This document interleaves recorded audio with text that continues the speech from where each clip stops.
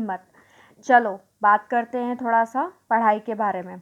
कल मैंने यूट्यूब पर हिंदी ग्रामर का पहला पार्ट डाला था। हिंदी ग्रामर में मैंने भाषा पढ़ाया था।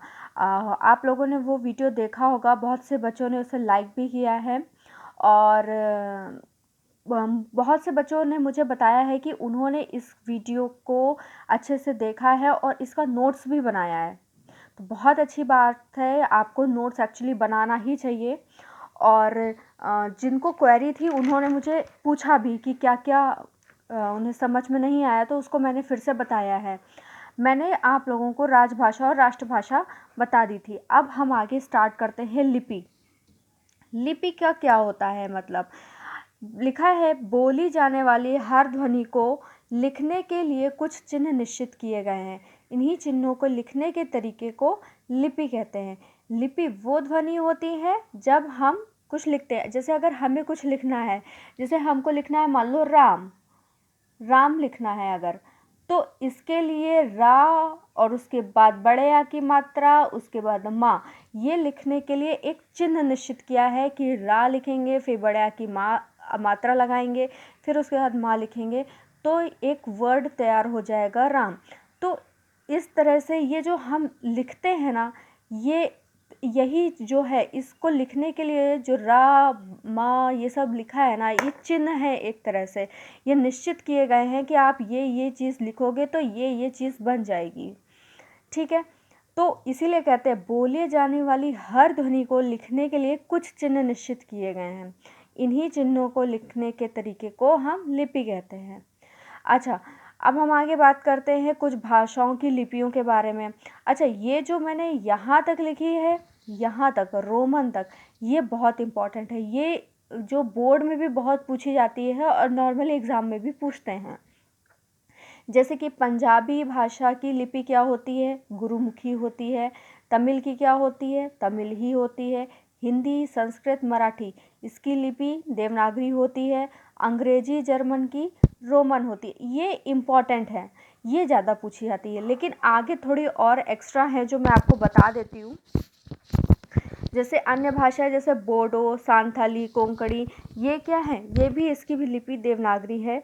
उर्दू इसकी फ़ारसी है, बांग्ला की बंगाली है। ये हमारी जो हैं, ये जो मैंने आपको बताई हैं, ये भी अन्य भाषाओं की लिपि हैं, लेकिन सबसे ज़्यादा इम्पोर्टेंट ये है हमारी।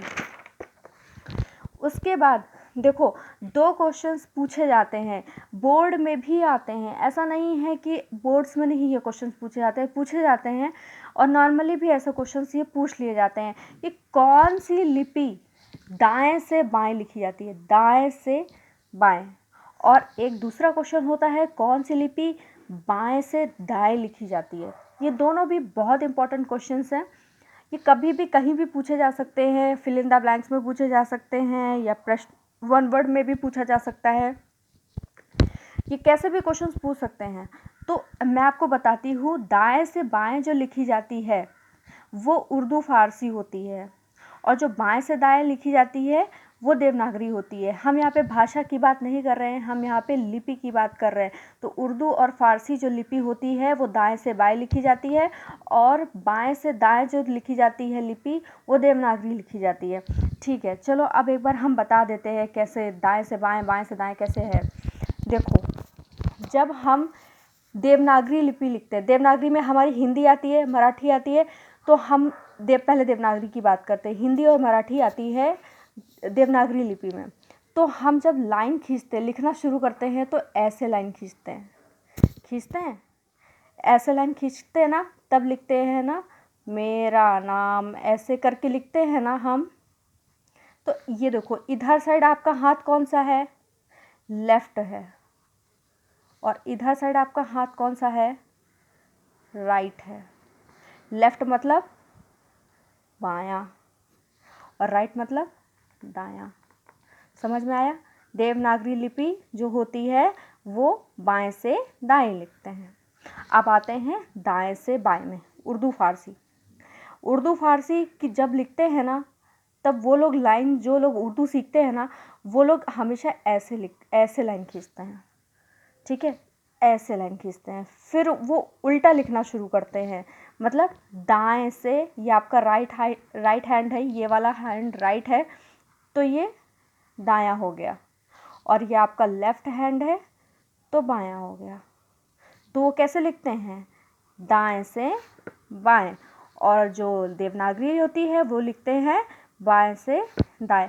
हमने इसको कैसे समझा, इस लाइन के थ्रू समझा ना, कि जब हम देवनागरी हिंदी वगैरह लिखते हैं तो हम लोग ऐसे लाइन खींचते हैं, और जब हम लोग उर्दू फारसी लिखते हैं तो ऐसे लाइन खींचते हैं। अच्छा, एक बात और बता दो आपको, जो हम लोग ऊपर लाइन खींचते हैं ना लिखने के लिए, कोई भी नाम लिखते हैं, जैसे मान लो मैंने मेरा ही लिखा दीपिका, तो जब हम ये लाइन खींचते हैं ना, ये क्वेश्चन कभी पूछा नहीं जाता है बट आपके नॉलेज के लिए हम बता देते हैं, इस लाइन को भी कुछ बोलते हैं हिंदी में। इस लाइन को पता है हिंदी में बोलते हैं शिरोरेखा। क्या बोलते हैं, शिरोरेखा। इस शिरोरेखा से ही हमें पता चलता है कि जो लिपि लिखी गई है वो दाएं से बाएं जा रही है या बाएं से दाएं लिख रही है। अब आपको बहुत आसानी से समझ में आ जाएगा, अगर कोई लिख रहा है बाएं से दाएं तो आप जान जाओगे कि वो देवनागरी लिपि लिख रहा है, अगर कोई दाएं से बाएं लिख रहा होगा तो आपको पता चल जाएगा कि वो उर्दू या फारसी लिख रहा है। उसके बाद हम बोली में आते हैं। सीमित क्षेत्रों में बोली जाने वाली भाषा के रूप को बोली कहते हैं। सीमित क्षेत्रों मतलब जो भी हमारे आसपास की जगहें होती हैं जो हम भाषा का प्रयोग करते हैं वो हम बोली कहलाती है। बोली का कोई लिखित रूप नहीं होता, ऑब्वियसली बोली का कोई लिखित रूप नहीं होता, ये तो मौखिक में आती है ना, क्योंकि हम बोलते हैं इसे। हिंदी की बोलियों को 6 भागों में बांटा गया है, 6 वर्गों में विभाजित मतलब बांटा गया है। ये पूछा नहीं जाता है लेकिन फिर भी मैं आप लोगों की नॉलेज के लिए बता दे रही हूँ। देखो, ये 6 वर्ग तो पूछे जा सकते हैं बट क्या क्या हैं ये नहीं, ये बहुत कॉम्पिटिटिव एग्ज़ाम में ही पूछते हैं, ये नॉर्मली आप लोगों से शायद नहीं पूछा जाएगा कभी, बट फिर भी मैं आपको बता देती हूँ। देखो, 6 वर्ग जो हिंदी की बोलियों के हैं वो कौन कौन से हैं, पश्चिमी हिंदी, पूर्वी हिंदी, राजस्थानी, बिहारी, पहाड़ी और दक्षिणी।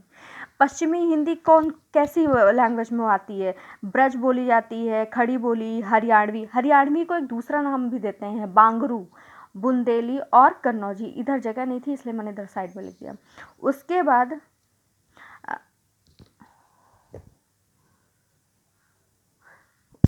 उसके बाद आता है आपका पूर्वी हिंदी, अवधी, बघेली, छत्तीसगढ़ी। राजस्थानी में आता है मेवाती, मारवाड़ी, हड़ौती, मेवाड़ी। बिहारी में आता है मैथिली, मगधी, भोजपुरी। पहाड़ी में गढ़वाली, कुमाऊगी, मडियाली। दक्षिणी में आती है बीजापुर, गोलकुंडा के क्षेत्र।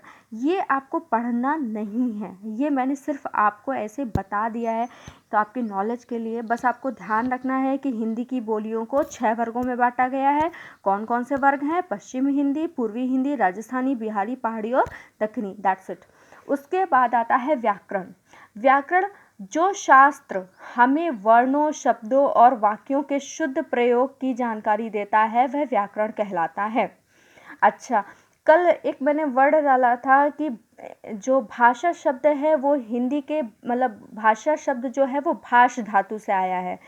तो बहुत से बच्चों ने धातु का मतलब वहाँ पूछा था मुझसे, तो वो धातु मतलब वो मेटल नहीं है, साइंस का नहीं है। मैंने फिर बताया है कि जिससे वो शब्द लिया गया है। इसी तरह से यहाँ शास्त्र का वर्ड भी मैंने यहाँ यूज़ किया है, तो मैं आपको बता देती हूँ शास्त्र का मतलब यहाँ क्यों यूज़ किया गया है, शास्त्र वर्ड का मतलब क्या होता है। देखो, 2 वर्ड होते हैं हमारे, एक होता है शास्त्र और एक होता है शस्त्र। तो शास्त्र का मतलब तो अभी हम बता ही रहे हैं, और शस्त्र तो आपको पता ही होगा, वेपन्स। ठीक है, वेपन्स मतलब हथियार। उसके बाद शास्त्र मतलब, यहाँ पे शास्त्र वर्ड इसलिए लिया गया है, शास्त्र का मतलब होता है अनुशासन या उपदेश करना। मतलब वह चीज़ या वह ज्ञान जो सही तरीके से रखा गया हो, लगाया गया हो, सही तरीके से, सही क्रम में, सही ढंग से रखा गया हो, वही शास्त्र कहलाता है। ठीक है, जो शास्त्र हमें वर्णों, शब्दों और वाक्यों के शुद्ध प्रयोग की जानकारी देता है वह व्याकरण कहलाता है। जो हमें वर्णों, शब्दों और वाक्यों के शुद्ध प्रयोग की जानकारी देता है वह व्याकरण कहलाता है। इसीलिए हमने इसके साथ यहाँ पे शास्त्र का प्रयोग किया हुआ है।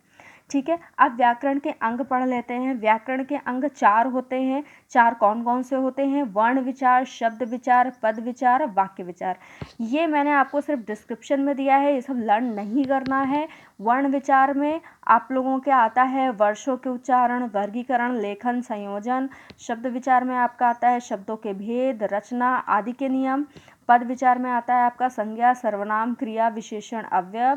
वाक्य विचार में आता है वाक्यों के भेद, उसके संबंध, वाक्य विश्लेषण, विराम चिन्ह आदि। आपको ये सब नहीं पढ़ना है, सिर्फ 4 अंग आपको याद करना है कि इसके 4 अंग होते हैं। ठीक है। इसी के साथ हमारा जो ये चैप्टर था भाषा, बोली, लिपि और व्याकरण, ये ख़त्म हो गया है। आप लोग इसके नोट्स बना लेना। पीडीएफ मैंने आप लोगों के स्कूल ग्रुप में भेज दी है और आप उसे देख करके लिख लेना। एक जगह आप पुरानी नोटबुक में लिख लो, जो आपकी लास्ट टाइम जो भी नोटबुक थी, जो जिसमें ज़्यादा पेजेस हो, उसमें सारे नोट्स बनाते चलो। फिर भी और कोई क्वेरी रहती है, आपको कोई प्रॉब्लम है तो मुझे मैसेज कर सकते हो, आप पूछ सकते हो और आगे हम फिर कंटिन्यू करेंगे। तब तक के लिए आप लोग इसे अच्छे से तैयार करो। Okay, thank you students.